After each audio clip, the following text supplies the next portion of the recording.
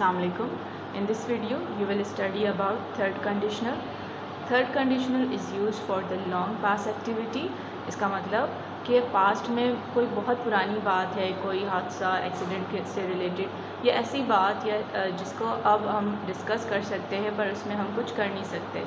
यानी एक चीज़ है इम्पॉसिबल कि अगर मैं पढ़ लेती तो ऐसी पढ़ाई जो आप पढ़ नहीं सकती।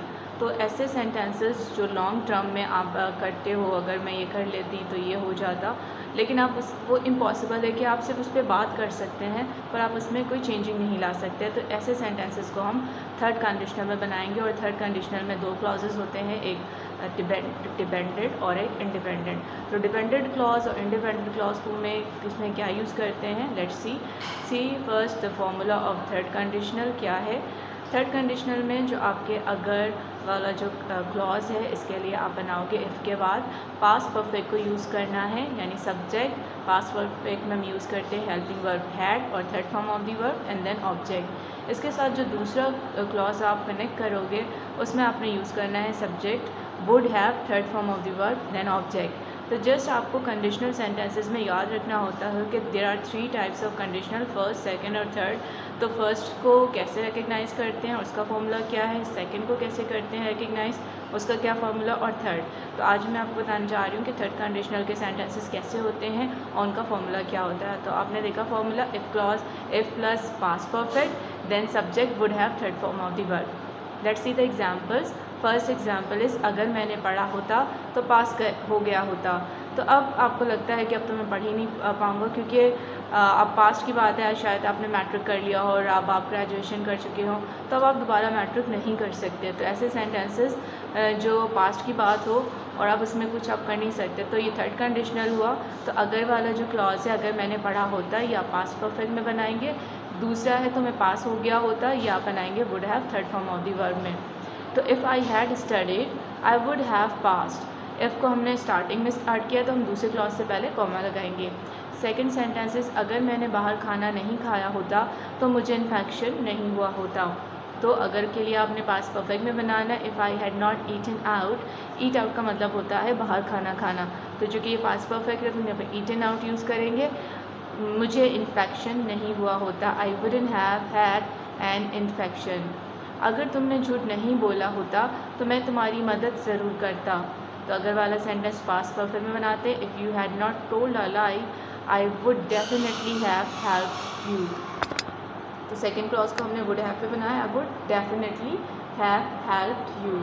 फोर्थ सेंटेंस है अगर हम कार से आए होते तो शायद हमें ट्रेन मिल गई होती। तो यहाँ पर इफ़ के लिए हम बनाएंगे past perfect, if we have come by car we might, शायद के लिए हम माइट को यूज़ करते हैं तो हम यहाँ पर वुड की जगह यूज़ करेंगे might, we might have caught the train. तो ये third condition is very easy, सिर्फ आपने याद रखना होता है पास की कोई लॉन्ग पास एक्टिविटी है तो इसमें कोई केसेस नहीं है। यहाँ पर सिर्फ एक ही आपने पास्ट परफेक्ट के साथ कनेक्ट करना है would have third form of the verb को। तो we have completed the conditional sentences. आप प्रीवियस वीडियोस भी देख सकते हैं जिसमें फर्स्ट कंडीशनल की वीडियो है, सेकंड की और ये थर्ड की है, और आप इनकी प्रैक्टिस करें तीनों कंडीशनल की एक साथ ताकि आपको पता हो कि फ़र्स्ट कब यूज़ करते हैं, सेकंड के क्या सेंटेंसेस होते हैं और थर्ड के क्या होते हैं और क्या फॉर्मूला होता है। इसी तरह आप इसी से मैच करते हुए सेंटेंसेस बनाएं तो आपको इंशाल्लाह ताला कंडीशनल सेंटेंसेस भी आ जाएंगे।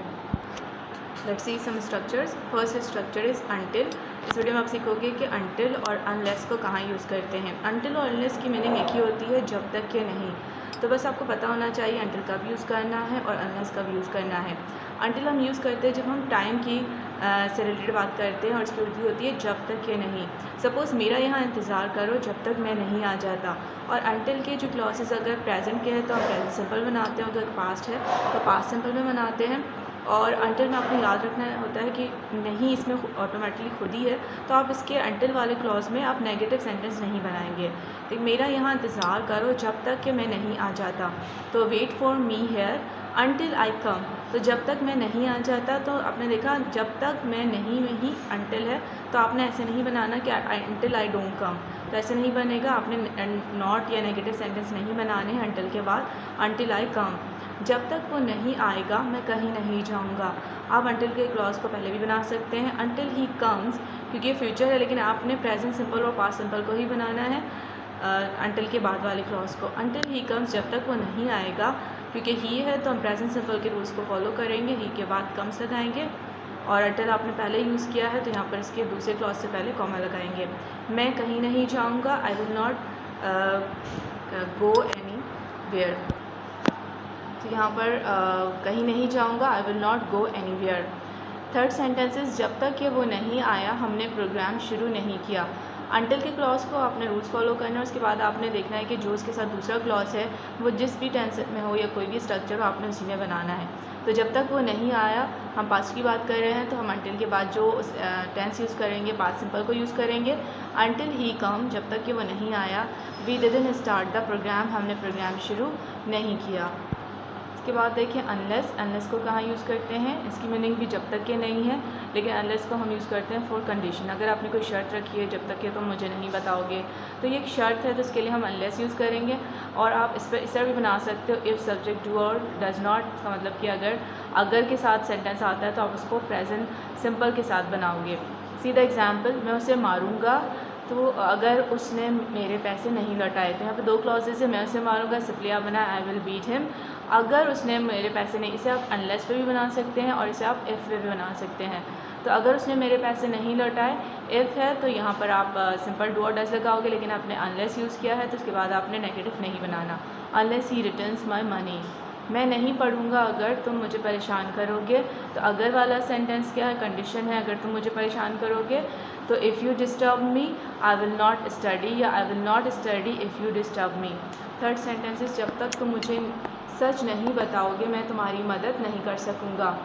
तो आप इससे पहले भी जब तक के सेंटेंस को बना सकते हैं। Unless you tell me the truth I will not be able to help you, मैं ऑफिस में फ़ोन नहीं उठाता हूँ जब तक कि ज़रूरत ना हो। तो जब तक कि ज़रूरत ना हो, ये क्लॉज आपका अनलेस वाला है, क्योंकि ये कंडीशन है। अब मैं ऑफिस में फ़ोन नहीं उठाता हूँ, तो I can pick the phone in the office unless it's unless है तो हम यहाँ पर नेगेटिव में नॉट नहीं लगा, अनलेस इट्स अर्जेंट। तो आपने एक चीज़ ख्याल रखना है, अनलेस के सेंटेंस के बाद नॉट नहीं लगता, अनलेस इट्स अर्जेंट। इस चीज़ का ख्याल रखना है कि अनलेस, अंटिल और अनलेस कहाँ यूज़ करते हैं। Until is use for the time, और अनलेस यूज़ करते हैं कोई कंडीशन, कोई शर्त है। तो इन ग्रामर के साथ स्ट्रक्चर्स की भी प्रैक्टिस करें। Thank you.